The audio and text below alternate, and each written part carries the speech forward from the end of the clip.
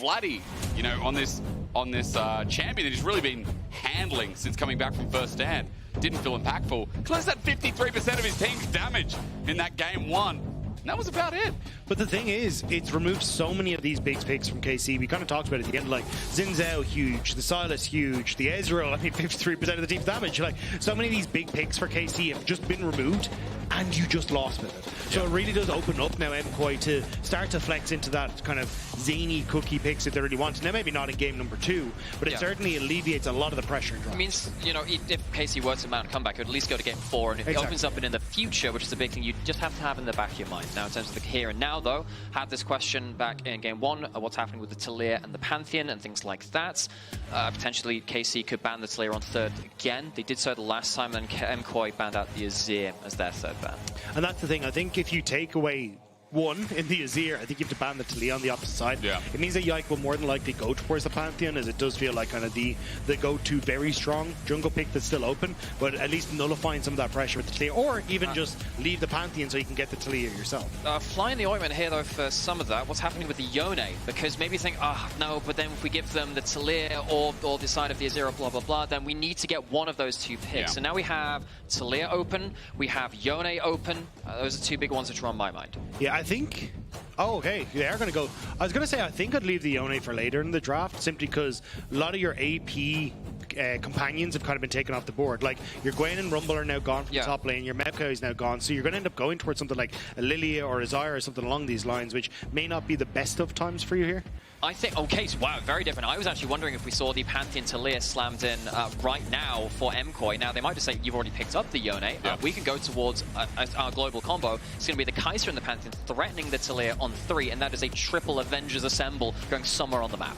Let's see if we get something like Sejuani for KC, because for Yike, 3rd most played, but even more importantly, as Ivan gets a thought about, this pairing is still just so good. Melee top laner as well. I mean, yeah, okay, you got a bit of AP in the Sedge, and Bessa locked in. Powerful 3-pick for KC. The Slammer Kali. My question is now, does Caliste play Ziggs? Because if you got an AP bot laner, could work out relatively well. Also does well into the Kai'Sa in the 2v2, but I think you're going to struggle a little bit against the Akali is the only thing, but I feel like you need some sort of AP in KC's draft. Because the worry is, if MKOI lock in and slam in something like a Scion and you're full AD, that's a problem. Now, if MKOI don't have a tank, you can maybe get away with it, because you'll have enough damage with Bessa and Vladi on the Yone as well to blow up the Kai'Sa if you catch them out. Doesn't really work that way when there's a Scion charging at you and he's full armor. That doesn't really work out. They ban away the Renekton instead. I'm really worried about a tank lock-in for MKOI. That could cause some big problems for KC. Ornn's also available as well. Let's question that. I mean, Brom might be a consideration here for KC as a response, but for the time being, Misfortune's taken away. So Dagda, really good call out before. Let's see if the Ziggs is just the direction for KC to mitigate some of that all-or-one damage.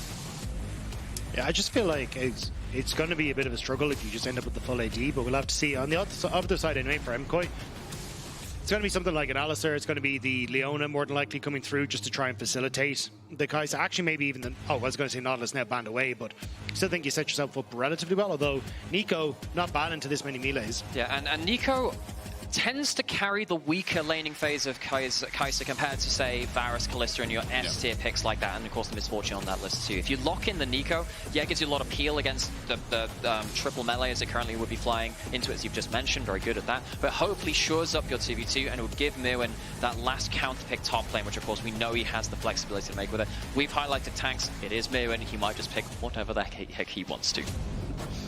Well said. Myrwn could bring out wasn't he, didn't he do the Vex versus the Ambessa? Was that the thing he did? Okay, let's get back to that thing. I mean, there's also things like Aurora top as an option as well, right? We've had Annie top from him. We've had Gragas. We'll sit there and wait and see what we actually get. Caliste, though, is available and locked in by Caliste. Love it when this happens, when the Leona goes alongside it as well. But a CC seems like a simple enough comp. But what does Myrwn have? That's the question of the day. Akali could go top. Just saying as... Okay, we get Jax. We get something a bit more normal. All right, goes towards the Jax. Again, we were worried a little bit about the tank stuff. I mean, Jax can still get tanky, but it's not quite the same problem as going, you know, full AD into a massive tank in that top side. So Myrwn choosing a bit more agency, wants to get a bit more damage himself. Caliste, very lane dominant. We will see whether Caliste and Targamas can get a leg over Supa and Alvaro there. The Nico was meant to prop up the laning phase, but Caliste always throws some problems down that way. Yeah, especially it's one of Caliste's highest win rate champions as well. Nearly 82% win rate on the champion all time. So this is definitely something that he's going to want to try and punish on in the bottom side of the map. But I think the problem is for KC, you've definitely put a lot of your eggs into the, hey, we want to snowball this from the bottom side of the map basket.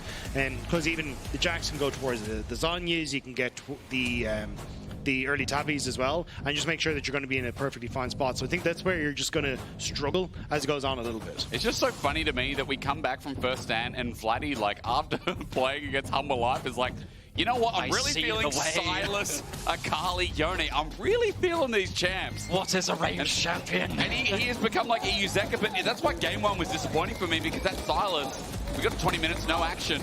We got past that, and the action was going so negatively that Vladi didn't even get to contribute into the game. But the thing is, he still has these other picks in his back pocket. You've got like the Victor that he brought out only a little while ago, and he popped off on it, right? So it's not like he doesn't have them. It's just kind of he's now starting to flex his muscles a little bit more. Let's hope they do that in game number 2. KC, a game down, not what I expected to say coming into today. If there were favorites from the fan, if there were favorites from analysts, you know, around the world, it was that KC, our first seed, our team that represented us at last international, were to come guns blazing, getting ready for the G2 best of 5 that lands with them tomorrow if they win. No, I wasn't entirely sure. Hang on, that's very BM there, Jojo. We're dancing in mid lane, much like the last game anyway. It's that cute level 1. Jojo's fired up, bro. He's warmed up. He's like, hang on a minute, that's not happening this time. I'd say I wasn't sure if we'd get to talk too much about Caliste versus Supa in this matchup, in this split. I think compared to some of the other roles, we've seen Jojo and Vladi really step up, Canna versus Myrwn, you know, there's a lot of fun stuff around there. I do wonder whether we'll see a lot from these two undefeated champions in this split for our 280 carries. Life swims on. Oh, Myrwn, hang on. He didn't get any gold yet. He didn't get any gold. That's a shame, but I have been told that standing by behind stage is Ginny with a quick interview. We're just going to check in. All right, a quick check-in ahead of the second game. Last time specifically, the Galio didn't feel like KC was expecting it too much, so could you give us a little insight behind the philosophy for the draft for this best of 5 Fearless?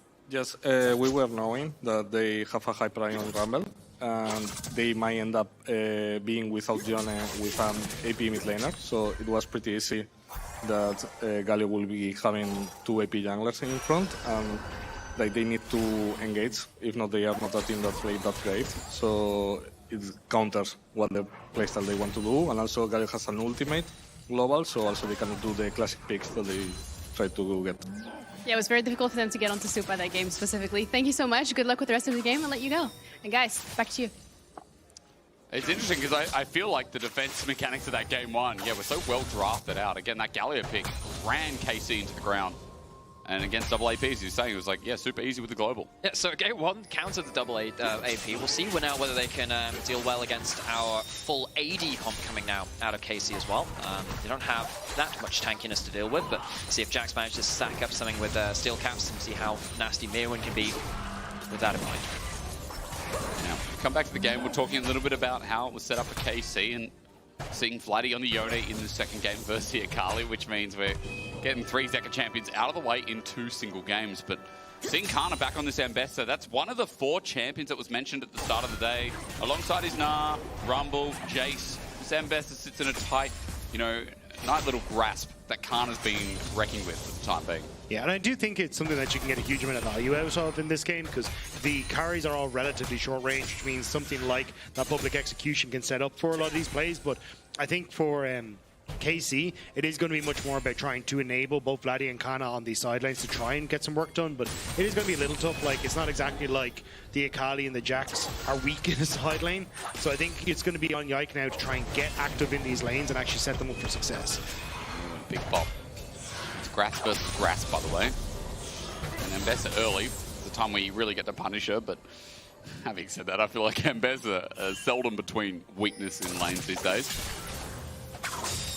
Vladi's getting pushed in as well. In the second game, I want to draw attention to the fact that Supa and Caliste are pretty even down bot side, as we were talking about before. Alvaro's really going to be the one adding pressure in this lane. Dagda, you were mentioning it here. It kind of sways a lot of bot lane matchups these days, I feel, where you don't really look much at AD carry, and that's true historically. But like, Nico is like one of the strongest 2v2 pairings right now. And that's why I think Nico is the kind of champion which allows you to play so many different other kind of things as an AD carry. Because one, yes, you can dunk down with the lane dominant stuff, but Nico is so strong within laning phase, it allows you to play stuff that might not be able to survive otherwise. I don't like playing Xayah into Caliste normally, if it was, you know, vaguely even support match. Because Caliste is so annoying in that early game, can be a big issue. Yike top side. Flash. Myrwn pays respect. Really good gank timer from Yike. Free summoner. And this is what we're talking about. Like Yike needs to get into these lanes and make himself known. Burning that early flash now from Myrwn means that he can probably try and desync himself from Elyoya and move back up into this top side and punish that. But obviously, it's 4.5 minutes, so AD carries are going to the opposite poles to just go and explore and see what the other side of the map looks like. Okay. Oh, I like this. Go to the other side of the world, isn't it? You've done that once or twice. I've done that once or twice, and it is exciting. It's more exciting than late swapping, I'll tell you one thing.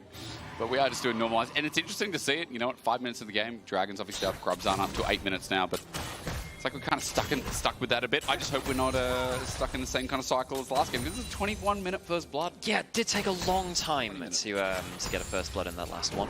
Speaking of kills, deaths, and other things like that, I believe we've got a little bit. In this game.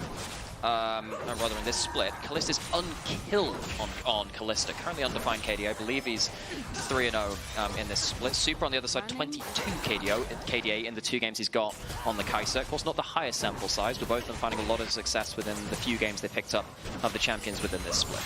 Yeah, and I think, I mean, for Supa, it gives him the opportunity to be a really key part of the follow-up for MKOI, because it's Elyoya kind of sends himself in, or Alvaro goes in. Helping. Yeah. But it's like setting up with these big ultimates from the jungle support, which has kind of been that focal point for MKOI, with Supa then able to follow up, even Jojopyun as well. The assassination onto someone like Caliste going to make the game a little bit difficult, I will say, for him in this one. Whereas when you look on the opposite side, it's very much a case of, okay, well, we've got Caliste as one carry, but at least for KC, Canna and Vladi can do a lot of that heavy lifting as well, if Caliste finds him on the business end of some of these fears from Elyoya. Yike makes his way towards mid. Jojo, fate's going to be sealed. Here comes Yike, no ulti available. Permafrost is one away. Jojo will be hit, but Vladi's already out of there. Elyoya's going to be the one to add the damage next, and Yike has to be careful because Elyoya, his chase is imminent. Won't be able to find much more. Yike gets away with barely a health bar. A brief reminder that Sejuani with melee combos does a lot of damage and locks you down very, very quickly, but still, Jojo on that Akali, if he slips the noose there, can be very, very powerful. They're taking a hard trade on bot side. Pops out the health bar too. Canna still holds onto his ult, his flash, but there's also a Pantheon who's edging towards level 6, half the way there. Won't find anything just yet, but early game is just going to be chill. Now, I did not sign up for this. I'll be honest. I don't mind. Like the team fights we got last game. They were good, boys. They were good. But I think it's like we're laying the foundations at the moment, right? Because you get the flash burnt on top side. It's like, okay, we can try and rinse and repeat. We're trying to get the play in towards the mid lane from Yike. Try and set something up there as well. Don't quite burn the flash because Elyoya was there for the answer. But this is what I think Yike does have to do, is try and look for these scraps around the melee carries and see if he can open up the game through that. So I think we will continue to see Yike looking for these plays. But I think in the difference, the way Yike is looking for them right now, is in how he's able to connect with his lanes. Because in fact, we were talking about this before we came through to the cast. Yike has been very, very good at using the fact that he has 3 just bloody lanes. They just hammer you time and time again. They've been winning lanes very, very hard.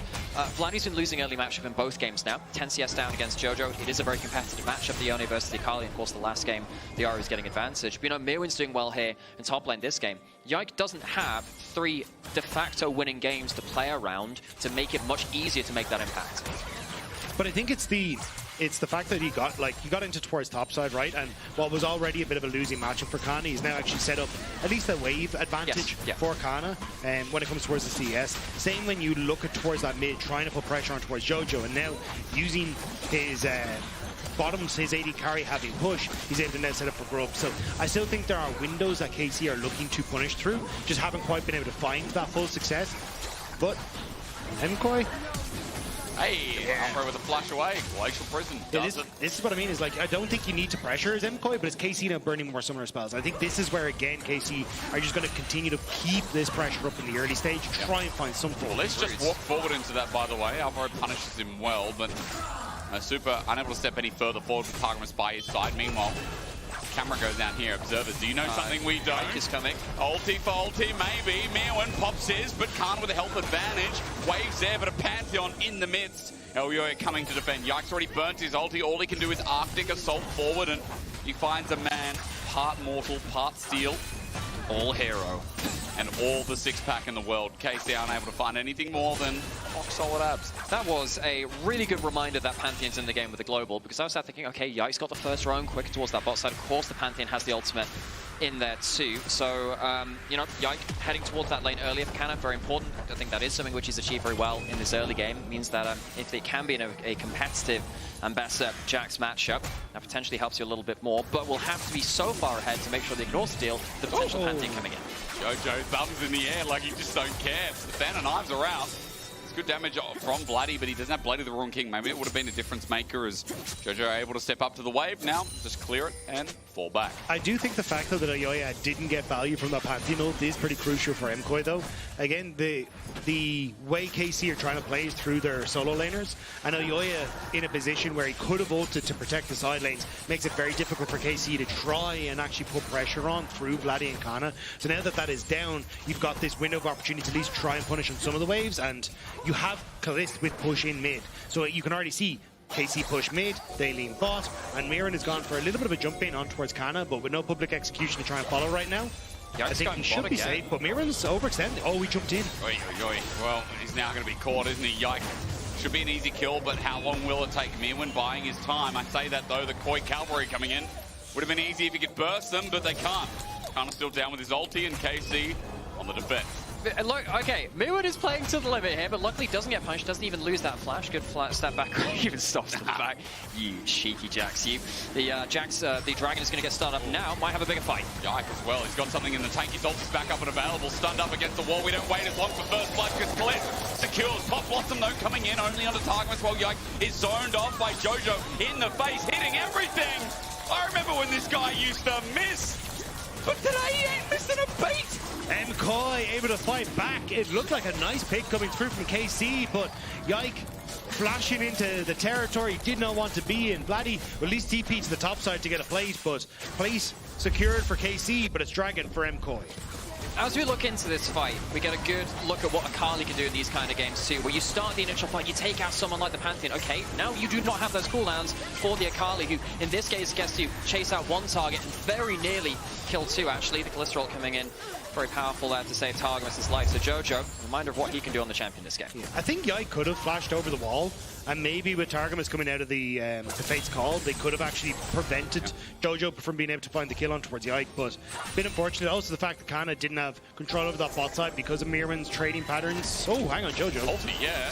Jojo gonna get hit. That's the power of shield bash, baby!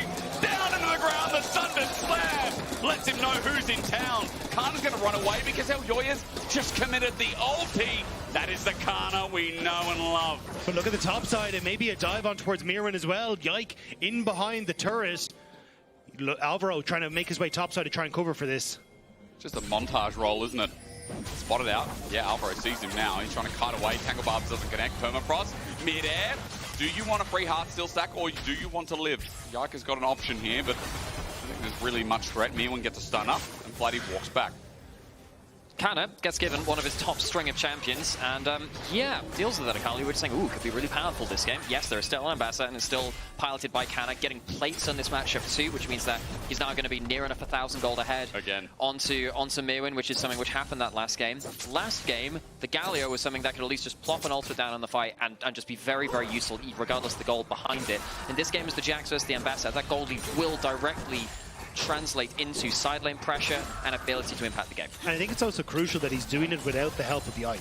Like, he was able to find that solo kill, which then sets up for Yike to actually cover for the topside play. Now they're having Caliste and Targamas cover for a topside play. They're putting so much pressure on towards Myrwn. Right, Jill. And that pressure is going to mount to maybe a kill. Zenith's blade to follow up after the solo flare. Flash forward from Vladi. Beautifully done. Myrwn will get away only by the tip of the spear from Caliste. He says no. Elyoya is coming to defend this while members from KOI are moving up, but KC have got the drill. And the drill is to give Caliste all their gold.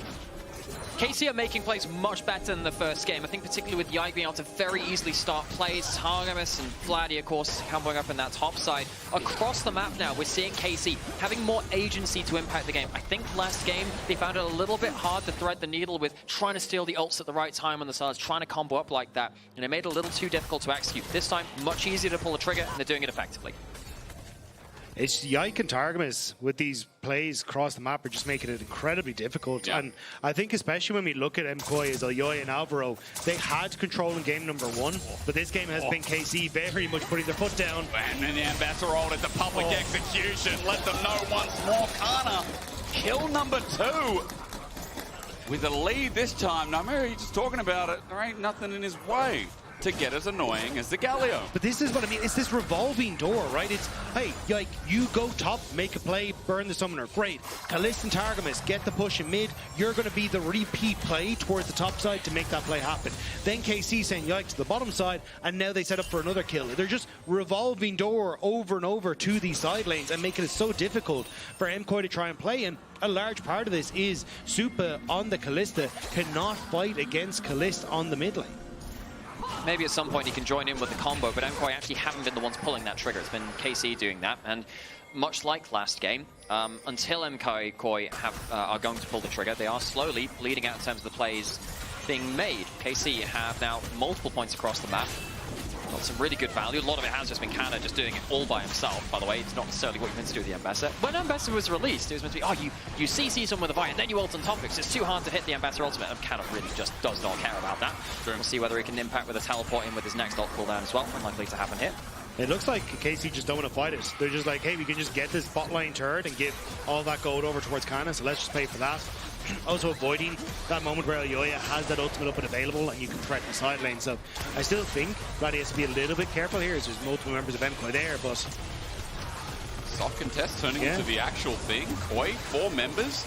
The advantage only until Vladi gets here, which he now is on top of board. Level 11, Pop Blossom comes in, Alvaro. Great engagement backline, but who's there? Fate Sealed is a whiff and a miss, but front to back, Alvaro just cops it straight away. With Canna here first, they have to flash away. It's KOI running for their largest. Elyoya is caught in the thick and the thin of it, outside the realm of possibility, with a double going down again. Caliste set up for success, and KC aren't taking any prisoners. KC saw their moment and they took it, slowly looking for that contest, waiting for the moment where Jojo tried to TP, but a little late now. Canna onto Myrwn. Yeah, again, he has the clips, he's got a shield, and he's got Vladi by his side. It's not a strict 1v1 under the turret, they won't care. Vladi will walk it in. KC finally alive in the series. Oh, KC are just completely airborne now, taking off. As MKOI, they don't know what to do with any of these individual powerful members on KC.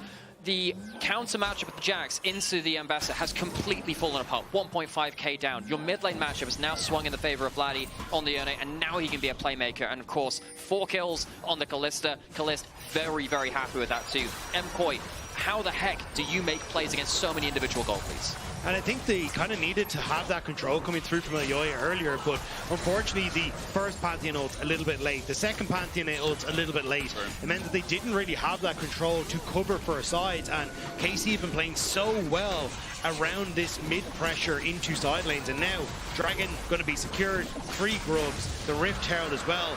And the beauty of this is that now you get your side laners to pay you back, where you have push inside, now translating to push in mid and look for the mid lane turret. That's going to drop pretty soon. Alongside it, Canna finally getting that turret that he worked so hard on. Oh, ult into mid?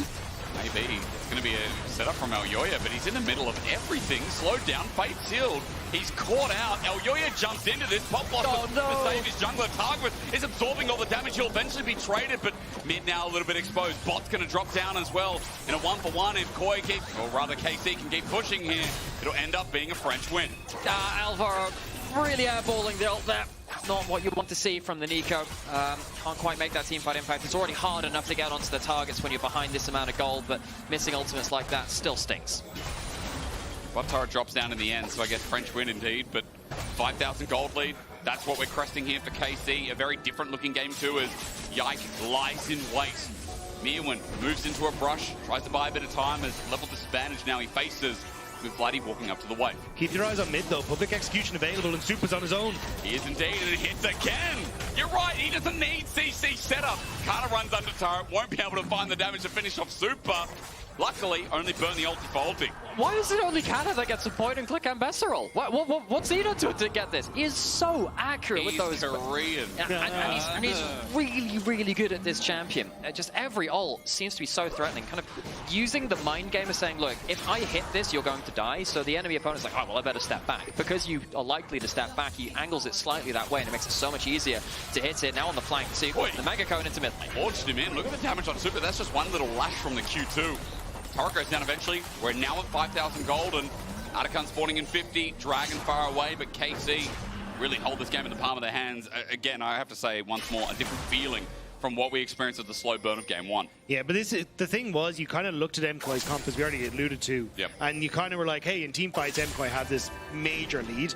But with the position that MKOI are on, they are very much a shotgun comp. Try and kill off someone very quickly. And when you're in the deficit that you're in, it makes it very difficult to successfully set up for that play. And even the fact now as well that mid lane tower has gone down, it makes it very easy to use that push you already had with the Caliste and the Leona, lean that into top side, finish off this top lane turret as well. And then you can always fall back down into that bottom side and just look for Rakan to get the last of these objectives on. And it looks like actually maybe right now. Jojo, it's a whip though. Yike gives him a little bit more time, plays with a shout, ulti's out, nicely done. That's an escape, but even though Rakan spawned, it'll open up topside turret for KC. So another play for KC, just removing cooldowns from MKOI. You'd love that Akali ultimate to fight around the next day. Big thing of the game. Not going to have it. It's going to be another turret down. KC getting huge territory on the map. And that, of course, leads into the vision play that you were talking about before, Rob, but also means that the Pantheon ult, you can't dive into deep territory like that. You don't have that many opportunities to use your own map play. You know, while you guys are here, while Myrwn's just trying to batter down this turret, won't get there because Canna's going to defend in time. I was going to say, this comp on KOI, this looks like something I'd see at BLG like 2024. Yeah. You know, this feels like a very much, you know, Dagda, you use your words, a shotgun composition where you expect the lanes to start snowballing, like you expect Bin on this Jack, expect Knight with something like the Akali. They're always making rapid plays, try and get that first pick you talked about, and escalate the game from there. KOI are very good at that in the early game, but it just feels like this game, they've been very stymied with what options they've been able to use.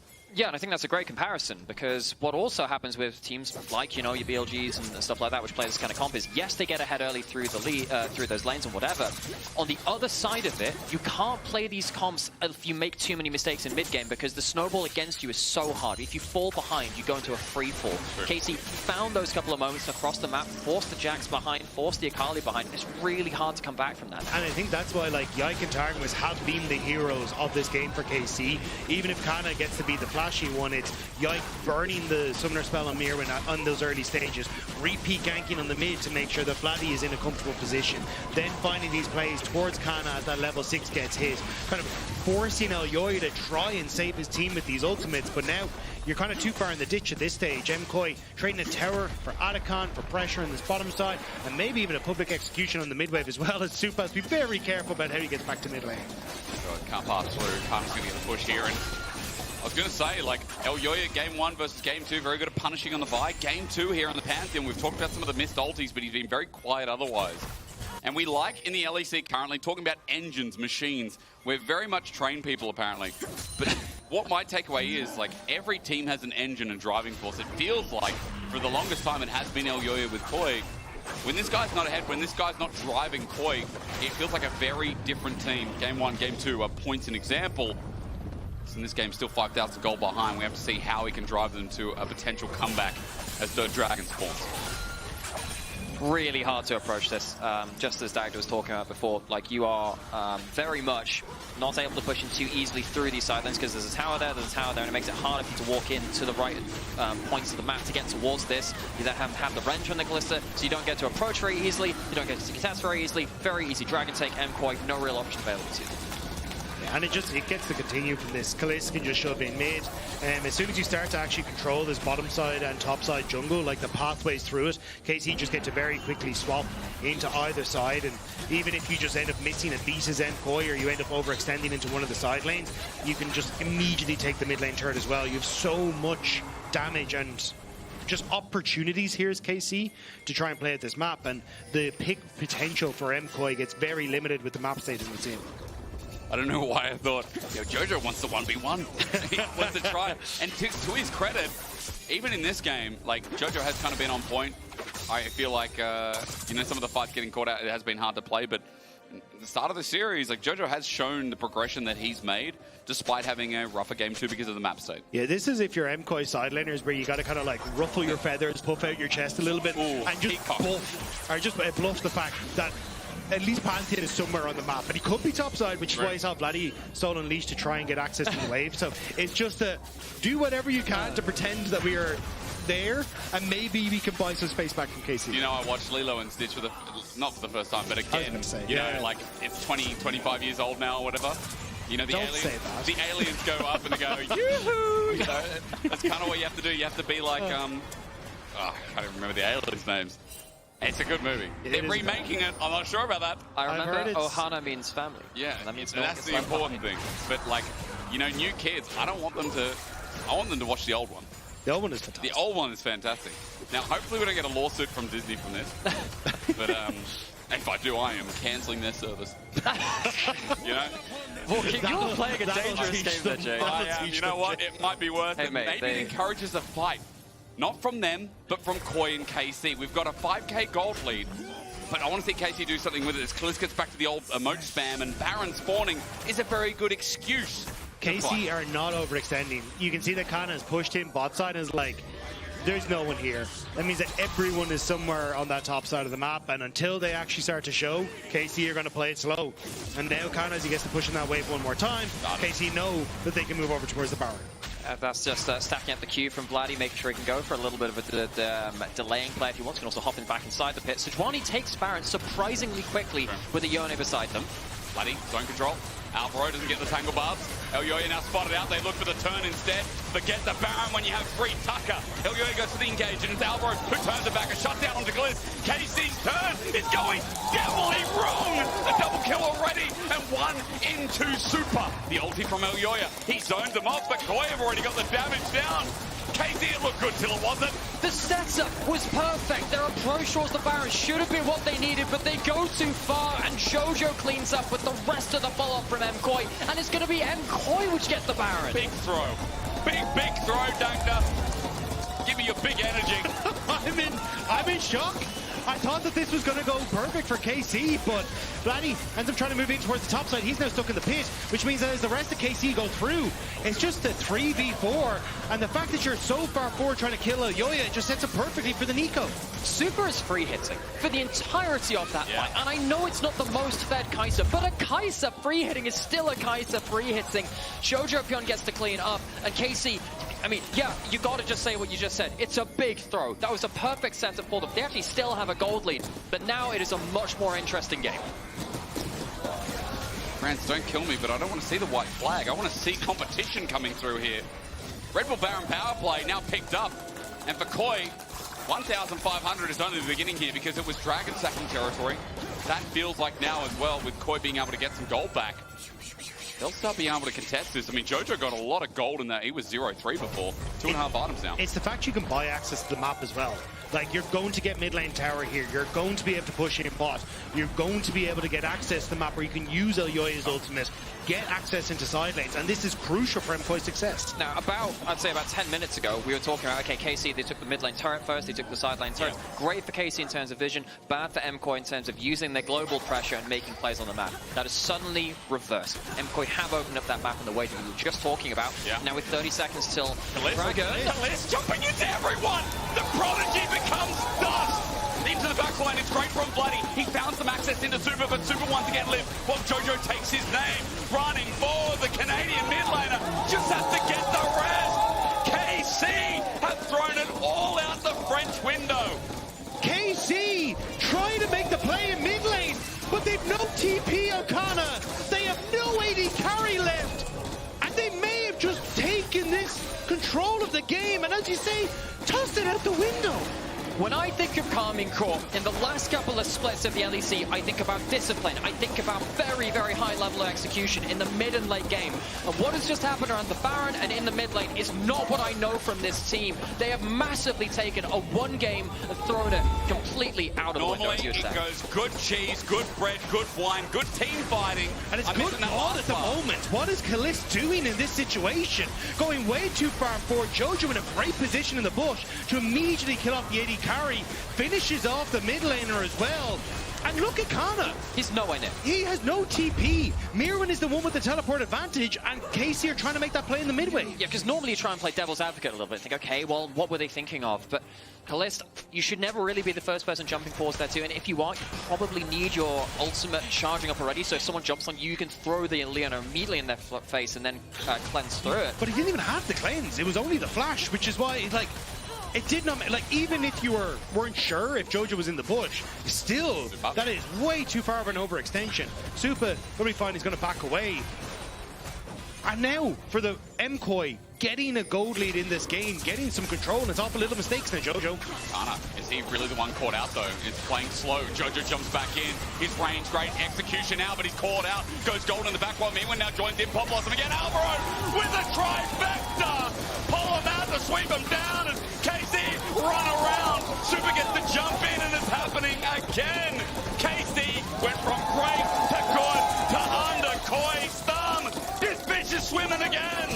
Alvaro, you beauty! Magnificent pop blossom, and MKOI completely take down the entire team of KC.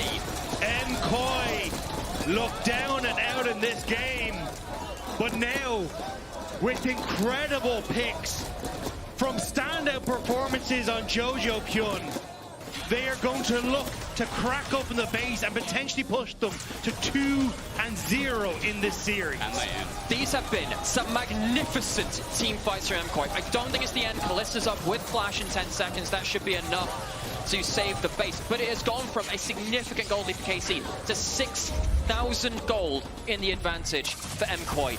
The fact that this starts off with Canna, the person with the gold lead, taking so much damage is already a problem. The fact that you use so many cooldowns to allow Alvaro this ult later on is even worse. But it's again like Vladi trying to get in with this fade on seal, or sorry, the solo bound, not really in position. The great follow from Alvaro. Supa, that reposition with the killer instinct, immediately shutting down the backline for KC.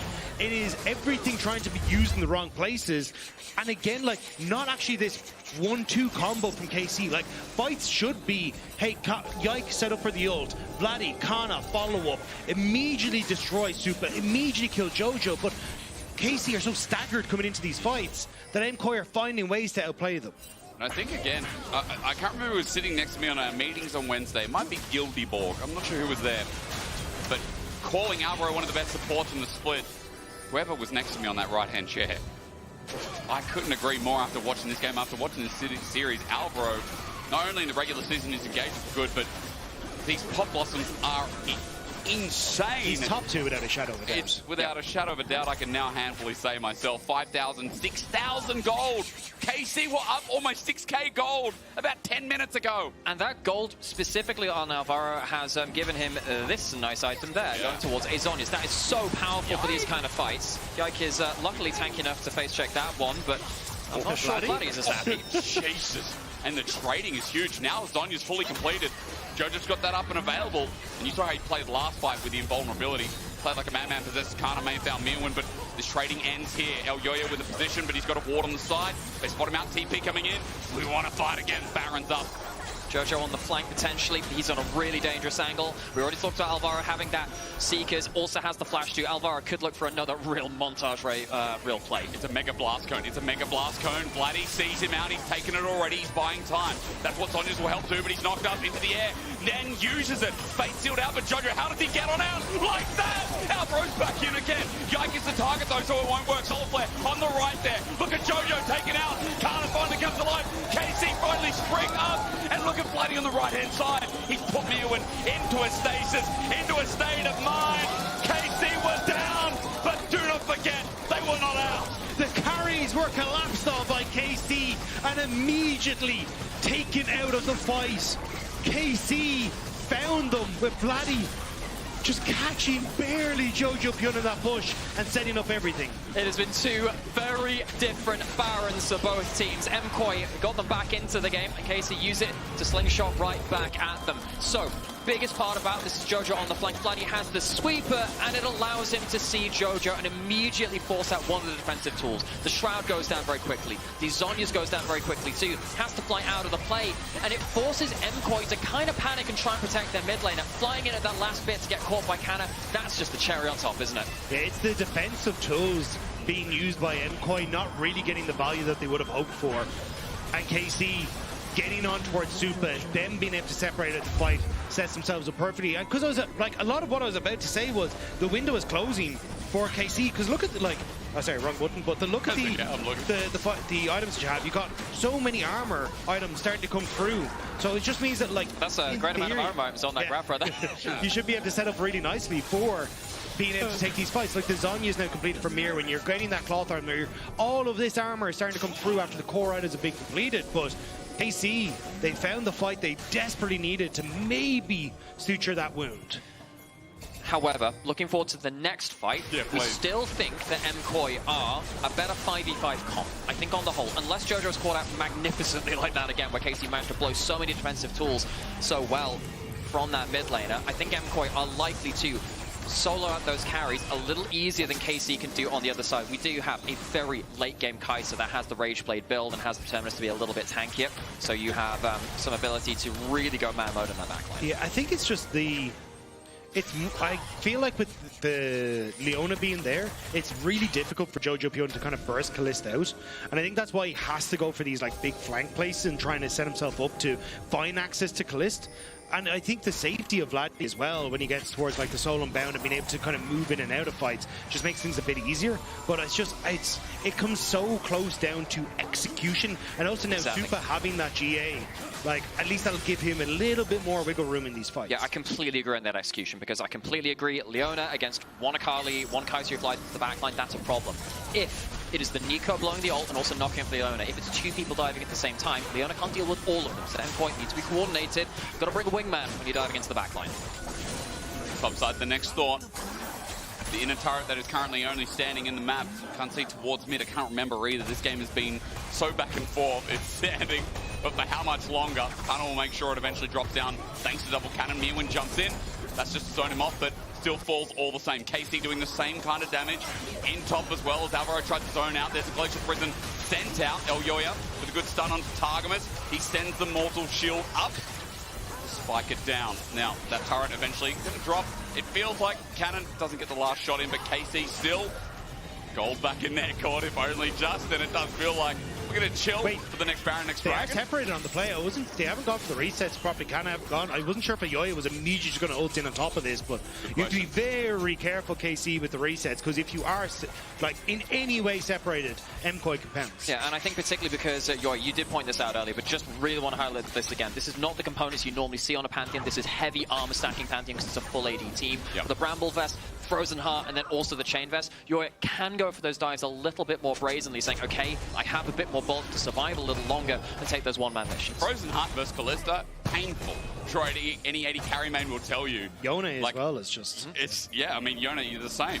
And especially, you know, that mortal peril, that being able to move your tootsies, you know, up and down in the fight, like... Is that the scientific term? That is the scientific term for feet. We've talked way too much about feet, and I'm sorry for my input. It's you that talk too much about that. There are 3 people here, you're one of them. I don't even like feet, bro. Anyway, let's get into this. A 1 minute 30 to Dragon, and while I do have my job, I want to kind of point out the fact that 4-item Caliste, with a bit of tanky stats as well, will help Caliste survive in the fight. Also, the GA for Supa, that's a Kai'Sa who's going to be jumping in with Zhonya as well. There's a lot of time-bending abilities. Now with Myrwn having one as well. For sure. So we're getting to the point where the carries are not convenient to kill. There is no one who's going to cleanly one-shot if they use the defensive tools, while every single carry has an extra life or a bit of tankiness to play around, and with a minute on the Dragon and some macro to play around, those cooldowns being so powerful must be in consideration for both teams. KC took a bit of a gamble here. They tried to see if they can contest MKOI as they're looking for vision towards Dragon, but MKOI kind of played the reset button maybe with Jojopyun, but because KC have sent everyone towards the Dragon, now you've got Jojo who can look for the tier 2 and top side, and KC now answering mid, trying to put pressure back, but because of this clone, it's just been constantly able to check the brushes for MKOI without actually causing anything. And now Terror still not responded to on the top side. So I don't know if Jojo wants to just continue this play as the next wave comes through. The clones and the W's from Xayah. So much extra free vision control for the side of MKOI, which means that when you are doing these kind of tricky vision plays, MKOI have a bit of an advantage. TP onto that ward as well. So Jojo back in towards the fight. Just finished off his magic pen item as well. So MKOI now in a good spot. Can he pick the angle? He tried it before, but this time closer to the mid lane. Caliste was the target before. Myrwn tried to get a flank as well. Casey moved into this choke. Caliste is spamming a moat. Must be feeling confident as he gets tagged out by Supa. Both AD carries on the back wings of their team. Now spawning on a ward as well. Myrwn doesn't want to back there. He's on full vision as this dragon gets started off. So for KC, Targamas, he's the target. They re-engage. They find themselves Elyoya. Pop Blossom is good again, but this time KC has started the fight with blood. Jumping in. Jojo doesn't get to play. Plays slow, goes golden. Myrwn jumps in as well. Super ran into the back line. And with GA, he looks unstoppable, but KC have already taken care of business. Yike poked out, not dead. Kiting back. Super flashes over. Myrwn tries, but he too will fail. KC by inch, by miles, whatever country you're in, it was a close call. I can't take an 8 kill. I thought Super had ended up diving into the backline and killing Caliste. I thought that would be the end of the play, but it wasn't quite. Keep your eyes on Vladi in this fight, though, how he ends up playing it. As this stone and the pop blossom comes in, he's already buffered his ultimate, so then he doesn't get set up. Then as he snaps back, you get another follow-up as this Counter-Strike tries to come through, but he preemptively flashes it and gets away once more, then gets the shield to keep himself alive, and he's the one that finally ends up going down with the GA, but he gets so much work done in this fight alongside Canna that there just isn't enough in the MKOI camp to keep them standing. The fact that Canna being alive at the end of that fight is just terrifying. He's got a 4.5k advantage over Myrwn. The top diff has been insane in this game. Canna has been utterly brutalizing MKOI. I thought Super would be able to clean that up. Was just not the case because Ambassador was just running around. I feel like watching that fight back, Super's positioning was insane, but you know, again, I guess the part of having something like a GA, you also sacrifice a bit of damage as well, right? You got the survivability, that wasn't popped. You got in the backline, not targeted. Didn't do as much chunking damage as I thought. I think it was just the problem is like, you get this big Alvaro ult that is then dodged away from by the key KC guys who preemptively, by Vladi who's already used his ultimate to buffer it. Then you get the follow-up counter-strike from Myrwn, which is preemptively flashed by both Vladi and I think was Canna in that fight as well. It's just the game-changing moments that could have happened, KC were already prepped for, and I think that's what's made them such a terrifying team-fighting team. They already know what you're going to do, and they're that one half step ahead. And now for MKOI, with this Chemtech zone now picked up, they have to find some way to get and execute and assassinate people in the back line when they just got these extra resistances. Can I just say, like, if you're sat here watching this at home, just enjoy the moment. This is such a banger of a game. The fact that we get it between two teams which have a rivalry between them as well, I'm loving every second of this. I'm not sure my heart rate is at the same time, and I think it'll be even worse for the people who are very invested in these teams. Good dodge from Jojo. KOI right now. Point and click's broken, folks. I mean, I would say that, yeah, KC in a good spot, but I've been proven wrong in this game already. You throw enough fish at a tree, they'll find a way to climb it, and Alvaro definitely gets up first. But it's only to Yike. Vladi goes in, finds a good two-man ulti. Solo Flare follows up as well. Super gets in position, but he's chunked out. Myrwn goes golden. KC running away from the fight because now Jojo has found another flanking angle, but Canna is at the helm of this one. Great burst damage. KC looking forward. Again, reinvigorated. KOI running away. Push and pull. We continue to play because Baron is there at the top side of the map. There to stay with the TP. Now being burned. KC going to start it up again. The shotgun needs to be reloaded, and KC are aware that they're immediately going to move over towards the Baron and make sure that MKOI don't get their chance to find the kills that they need. Baron will go down to KC, their second one of the game. MKOI, we thought they'd be stronger in the 5v5s at some points, but I do really feel like we have to question that now, especially with how strong Canna is. He has been so good at checking one flank and being a continual threat. He's going to get hard steeled. He's going to get permafrost. Myrwn jumps in for this counter-strike on a short cooldown. Arctic Assault in. Ready to take it up is Yike. Gets Canna's angle. Counts out a right field into the GA. This might be the game-defining moment. The KC finally climb back up on. Caliste with a kill. Vladi picks up another. And in the end, KC have used that top laner to fruition. They had to sweat. They had to bleed. but they will get the game win. KC, actually, hold on a second. Pop Blossom, it's a good defense. Super still here, might not be over yet. Jojo gets some damage down, but dies in the end. Vladi, it's a whiff, but Super at half HP without a GA. Can't play as up as he'd like, and KC with all 5 members will take us to an even series, but working through it through thick and thin. This game was no cakewalk. Ladies, gentlemen, and everyone else, the Karmine coaster has come to a rest with a win for them in Game 2. But God, that was an adrenaline rush. It was indeed for KC, I'm sure. It kept them on their toes, but we've got a series, ladies and gentlemen. We'll go to a break and return with Game 3.